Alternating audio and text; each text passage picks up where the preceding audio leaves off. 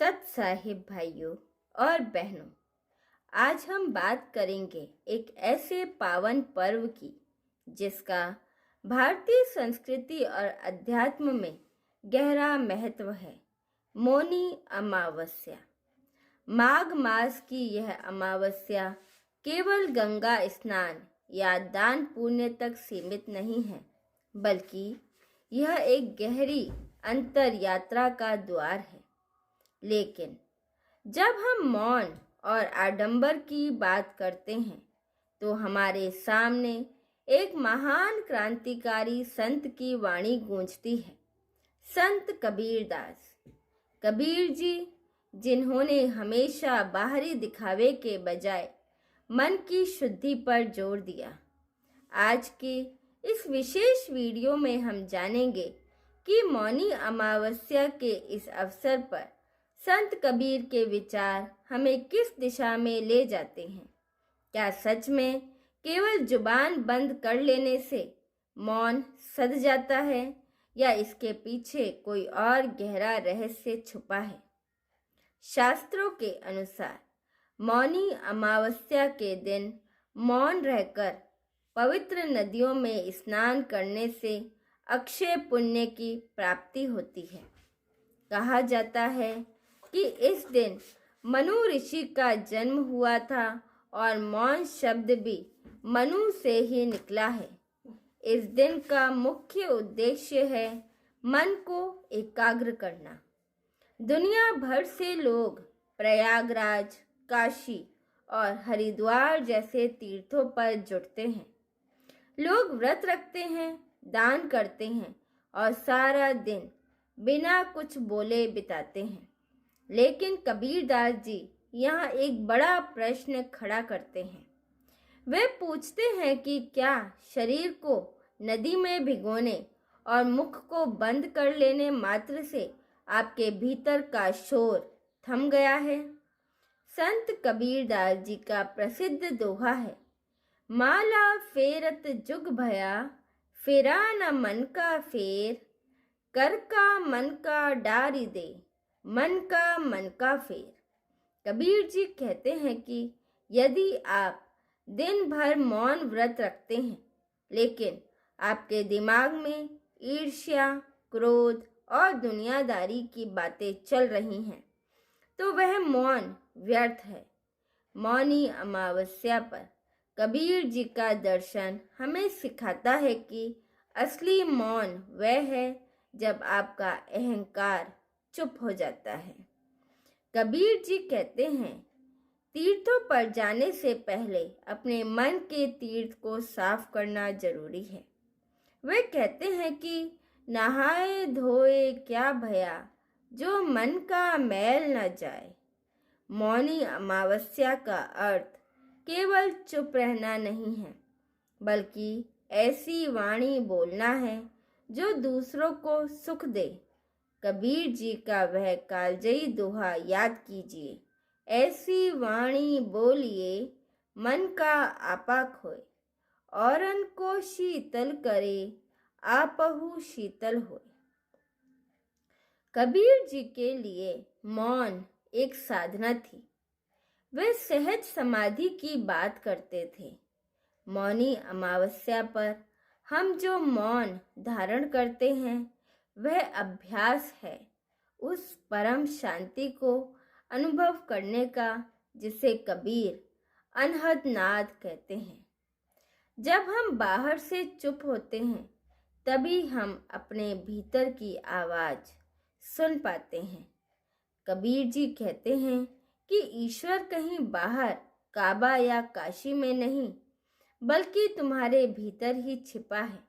जैसे तिल में तेल और चकमक पत्थर में आग छिपी होती है, वैसे ही तुम्हारा प्रभु तुम्हारे भीतर है। बस उसे देखने के लिए मौन और एकाग्रता की जरूरत है। आज की भागदौड़ भरी जिंदगी में जहाँ एक तरफ शोर है, सोशल मीडिया का शोर, विचारों का शोर, वहाँ मौनी अमावस्या और कबीर जी के विचार और भी महत्वपूर्ण हो जाते हैं।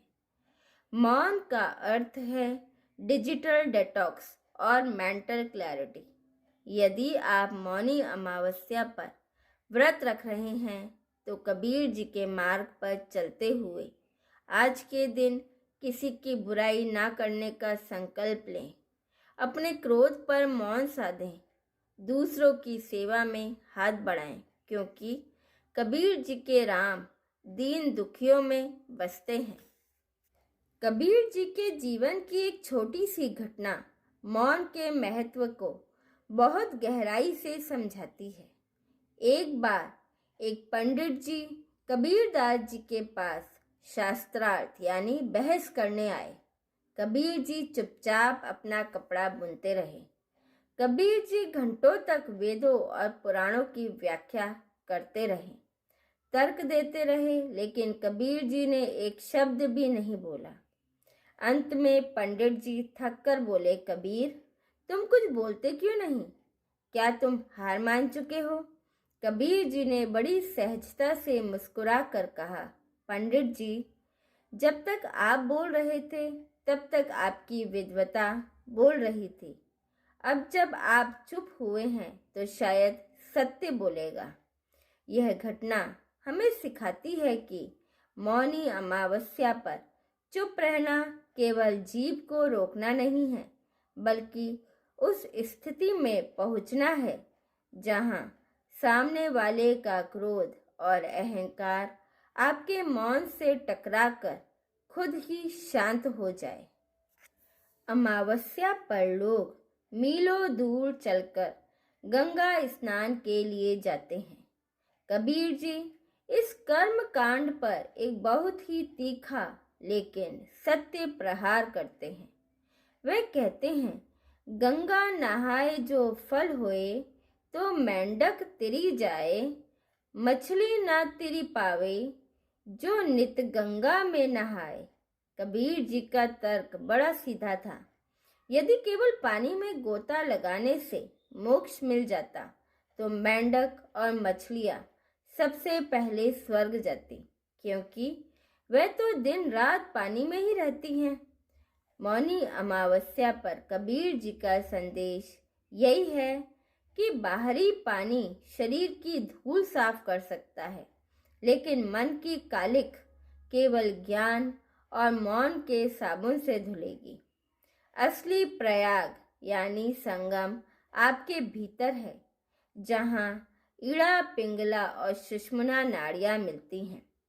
कबीर जी हमें बाहर की भीड़ से हटाकर भीतर के उस संगम पर ले जाना चाहते हैं, जहां सन्नाटा ही संगीत है।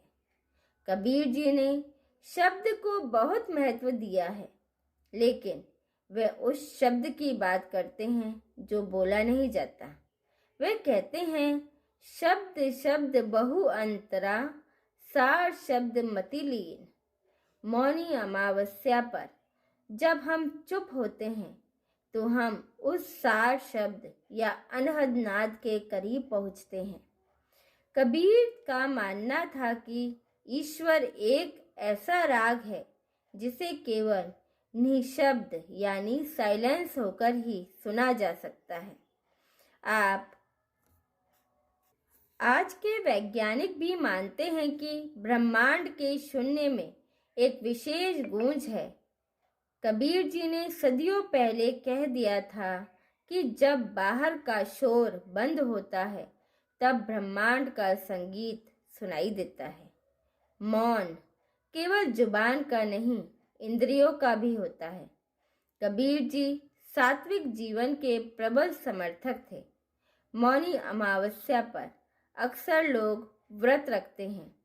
कबीर जी कहते थे कि पेट को खाली रखना ही उपवास नहीं है, बल्कि गलत विचारों को अंदर ना आने देना असली उपवास है। इस दिन मांस, मदिरा और तामसिक भोजन का त्याग करके मन को शांत रखने वाले आहार का सेवन करना चाहिए।